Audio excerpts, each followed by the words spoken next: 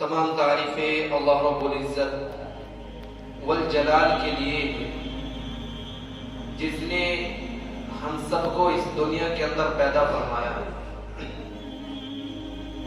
اللہ رب العزت نے اس اتنی بڑی جو دنیا کو بنایا ہے، دنیا کی تمام چیزیں وقتی ہے اور دائمی نہیں۔ اللہ تعالیٰ نے اس دنیا کو ہمیشہ کے لیے نہیں بنایا، اسی لیے یہ دنیا کسی کے پاس بھی ہمیشہ کے لیے نہیں رہتی۔ اگر دنیا ہمیشہ کے لیے ہوتی تو انسان بھی ہمیشہ کے لیے ہوتا۔ دنیا کسی کے پاس بھی ہمیشہ کے لیے نہیں ہے، کیونکہ اللہ نے اس اتنی بڑی دنیا کو محض انسانوں کے امتحان کے لیے بنایا۔ ہم سب امتحان کے گھیرے میں ہیں، تمام مسلمانوں کا امتحان چل رہا ہے، ہر انسان کا امتحان ہے۔ بس جو لوگ اس دنیا کو محض اس طرح گزاریں گے جیسے اللہ نے فرمایا ہے، رسول اللہ صلی اللہ علیہ وسلم کا طریقہ ہے، ایسے ہی لوگوں کو اللہ تعالیٰ کامیاب کرے گا، اور ان کو ایسی کامیابی دے گا جو مستقل ہمیشہ کی کامیابی۔ انسان جب کام کرتا ہے، کسی چیز کو اپنے ذمے لیتا ہے، وہ اس کو اس لیے لیتا ہے کہ اس میں کامیابی حاصل کروں، اور جس بھی کام کو وہ لیتا ہے اس میں لاپرواہی نہیں کرتا، کیونکہ اس کے ذہن کے اندر ایک بات بیٹھی ہوئی ہے کہ اگر کام کے اندر لاپرواہی کر دی، کام کو دلچسپی سے نہیں کیا گیا، تو اس کام کے اندر مکمل کامیابی نہیں مل سکتی۔ وہ اس لیے اس کام کو کرتا ہے۔ تو جب دنیا کا کام بنا محنت کے مستقل اس پر نظر رکھ کر کیا جاتا ہے، اور اس پر ہمیں یہ اطمینان ہے کہ اس میں کامیابی تبھی ملے گی جب اس کو ہم سنوار کر کریں گے، اچھی طریقے سے کریں گے، تو دین، جنت، اللہ کا پتہ، رسول اللہ صلی اللہ علیہ وسلم کی محبت، جنت، جہنم سے بچنا، عذاب قبر سے بچنا، ان تمام چیزوں کے لیے بھی ہمیں محنت کرنی پڑے گی، اور محنت شرط ہے۔ دنیا کے پیچھے جتنے لوگ بھاگے ہیں، جنہوں نے دنیا کو سنوار کر اپنے پاس رکھا ہے، ان کی موت پر دنیا ان سے چھٹ گئی۔ تو ایسی کامیابی کا کیا کرنا جو موت پر چھٹ جائے؟ وقتی کامیابی کسی کام کی نہیں، کامیابی تو اصل وہ کامیابی ہے کہ اس میں میرے لیے ہمیشہ کے لیے راحت رہے۔ انسان کمائی کر رہا ہے، انسان اپنے گھروں کو چھوڑ کر سفر کر رہا ہے، کیوں کرتا ہے سفر؟ انسان کسی کام کا کوئی ٹھیکہ لے رہا ہے، اس لیے تو لیتا ہے کہ بھائی اس میں مجھے کچھ نفع ہو اور میرا گھر چلے، میرا گھر آباد رہے، میں اپنے بچوں کی اچھی پرورش کر سکوں۔ اور اگر وہ کسی ایسے کام کو پکڑ لے جس میں اس کو کچھ بھی نہ بچے، تو ایسا کام کرنے سے کیا فائدہ؟ تو اس کو تو بے وقوف ہی بتایا جائے گا، ناسمجھ ہی کہا جائے گا۔ تو انسان ہر وہ دنیا کا وہ کام اس لیے پکڑتا ہے کہ دنیا چلے، دنیا کا نفع۔ تو دین کے اندر بھی دنیا کا نفع بھی ہے اور آخرت کا بھی نفع ہے۔ دنیا تو مومن کے لیے قید خانہ ہے۔ خود رسول اللہ صلی اللہ علیہ وسلم نے فرمایا ہے کہ دنیا مومن کے لیے قید خانہ ہے۔ آپ ظاہر سی بات سمجھ لو، جو انسان قید خانے میں چلا جائے، اس کی جو سزا مقرر ہو جاتی ہے، وہ اپنی مرضی سے باہر نہیں نکل سکتا، کیونکہ اس کا ایک وقت متعین کر دیا گیا ہے، 5 سال، 10 سال، 2 سال اس کے اندر بند رہنا ہے، اپنی مرضی سے باہر نہیں نکل سکتا۔ تو دنیا بھی ہمارے لیے ایسے ہے کہ مومن کے لیے قید خانہ ہے، انسان اپنی مرضی سے کچھ بھی نہیں کر سکتا۔ اللہ نے ہمیں آخرت کی تیاری کے لیے، آخرت کی فکر کے لیے اس دنیا کے اندر بھیجا۔ دنیا کی مٹھاس یہ ایسی مٹھاس ہے انسان کو گمراہ کر کے چھوڑ دیتی ہے اگر انسان اس کے پیچھے لگ جائے۔ اس کی لذت میں ہمیشہ کا مزہ نہیں ہے، وقتی مزہ ہے، لیکن جو اس کے پیچھے پڑ جائے اس کو برباد کر کے چھوڑ دیتی ہے۔ امام غزالی رحمۃ اللہ علیہ فرمایا کرتے ہیں کہ ایک انسان جنگل کے اندر ہے اور اس کے پیچھے شیر ہوتا ہے اور اس نے دوڑ لگائی شیر سے بچنے کے لیے. آگے اس کو ایک کنواں نظر آیا, اس نے اس کنویں کے اندر چھلانگ لگا دی, کنویں کے اندر کود گیا. اب کنویں کے اندر کودا تو اس کو ایک رسی نظر آئی, اس نے اس رسی کو پکڑ لیا. اب جب رسی کو پکڑ لیا تو جس جگہ سے اس نے رسی کو پکڑا تو دیکھا کنویں کی دیوار پر کنارے پر ایک شہد کا چھتا لگا ہوا ہے اور اتنی سی دیر میں رسی پر دو چوہے آ گئے, ایک کالے رنگ کا ہے ایک سفید رنگ کا ہے. اب وہ دونوں رسی کو کترنے لگ گئے. اوپر سے رسی پر چوہے, اس کے برابر میں شہد کا چھتا اور نیچے دیکھتا ہے موٹا سا بڑا سا اژدہا پڑا ہے. اب کرے تو کیا کرے, اوپر جائے تو شیر, نیچے گرے تو اژدہا, مشکلیں بڑھ گئی. اب جو اس کو شہد کا چھتا نظر آیا تو اس نے اس میں انگلی لگائی اور چاٹنا شروع کیا, لگایا اور اپنی جیب پر ایسے انگلی رکھی.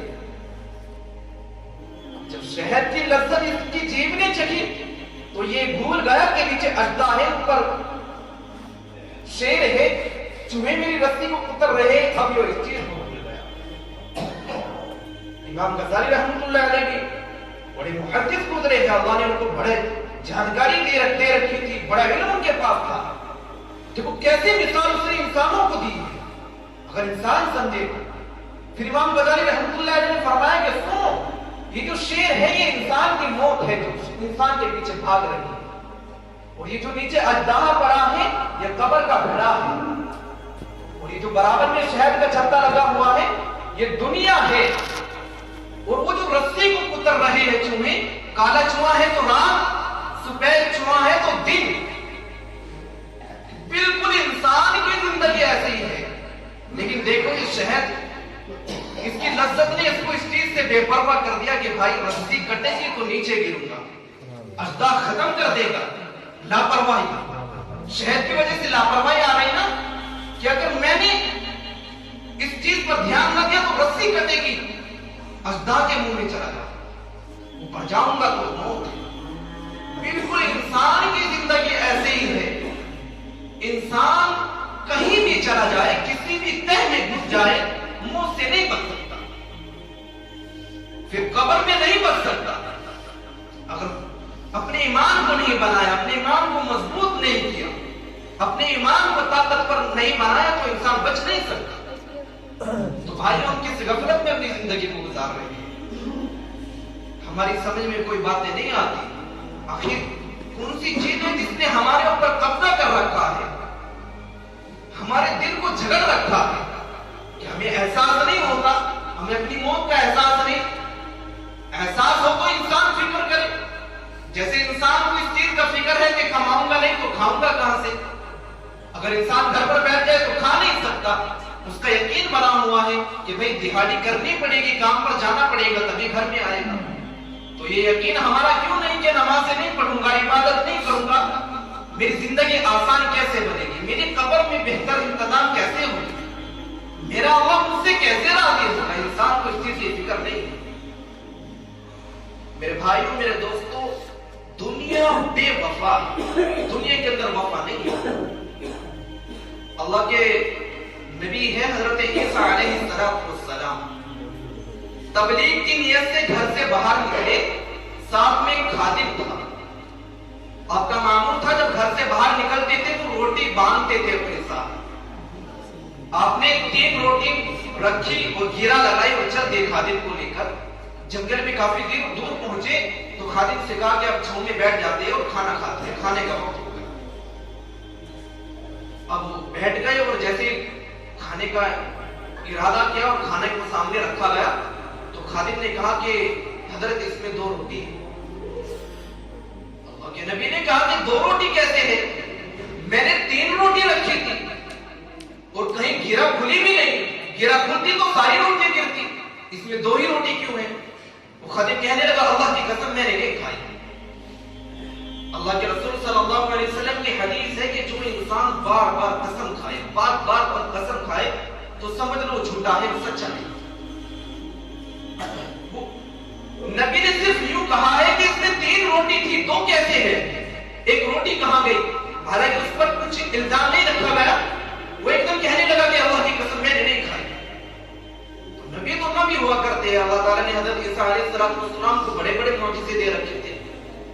आप जो है कब्र पर खड़े होते थे और कहते थे कुम बिइज़्निल्लाह, मुर्दा फौरन कब्र से बाहर निकलता था और जिंदा हो जाता था। आप मिट्टी के परिंदे बना दिया करते थे, मिट्टी का सोना बना दिया करते थे। अल्लाह ने आपको ऐसे मुजीज़े दे रखे थे।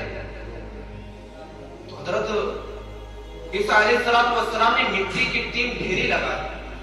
तीनों ढेरी लगाने के बाद यूं कहा कि सोना बन जा। तीनों ढेरी सोना बन गया। अब अल्लाह के नबी ने कहा कि ऐसा करते हैं कि एक ढेरी मेरी है और एक ढेरी तेरी है, और ये तीसरी ढेरी उसकी है जिसने एक रोटी खाई है, जिसने तीसरी रोटी खाई है। अब दुनिया तो दुनिया है, दुनिया इंसान को मगरूर कर देती है, गुनाह पर आमादा कर देती है। दुनिया तो ऐसी दुनिया है, उसको ये भुला देती है मैं क्या कर रहा हूं, उसका नामा क्या है, अल्लाह राजी होगा, अल्लाह नाराज होगा। दुनिया ऐसी कमबख्त है। वो खादिम कहने लगा कि हजरत वो तीसरी रोटी भी मैंने खाई थी, ढेरी भी मेरी। पकड़ा गया, लेकिन नबी ने कुछ नहीं कहा कि ये जो मेरी ढेरी है ऐसा कर, ये भी तेरी ढेरी, वो ये दोनों रोटियां भी तू ही रख। नबी अपने साथ झूठों को नहीं रखता, कज़्ज़ाब को नहीं रखता। तीनों रोटी तू खा, तीनों ढेरी तू रख, और मेरे साथ मुझे नजर ना छोड़कर चले गए। अब आगे चले गए। अब उस खादिम के पास 2 डाकू आए। दोनों ने देखा कि भाई सोना बहुत ज्यादा है।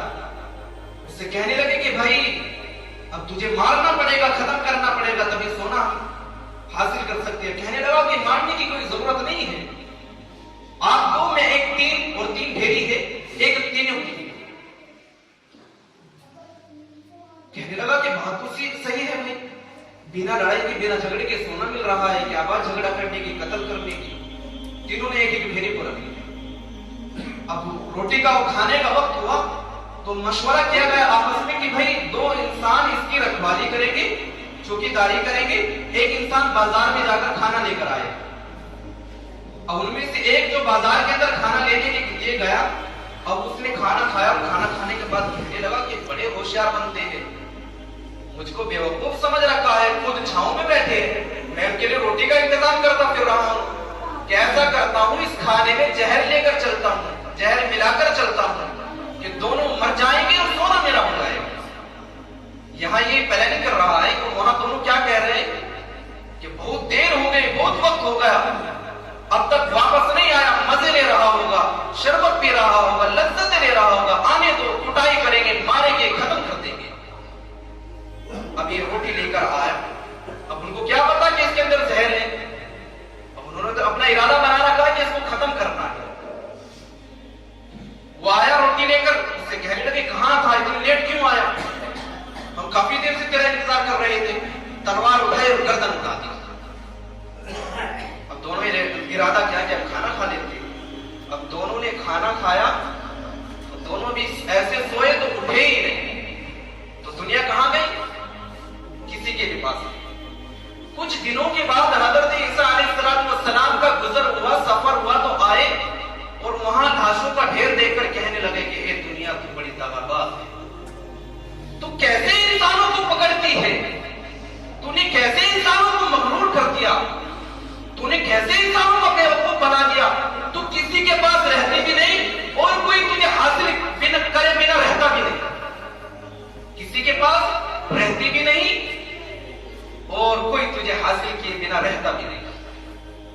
तो भाइयों और दोस्तों, दुनिया की हकीकत तो ये है कि दुनिया हमेशा के लिए रहने वाली नहीं है। कामयाब वही है जिसने अपने ईमान को बनाया है, अपने ईमान को ठोस किया है। कामयाब वही है जिसने अपने अल्लाह को राजी किया है, अपने अल्लाह को मनाया है।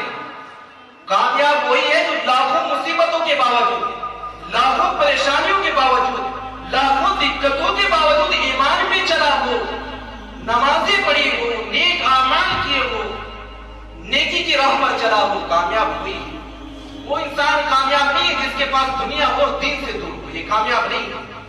जाहिर में से दुनिया की कामयाबी नजर आएगी लेकिन हकीकत में नाकाम है।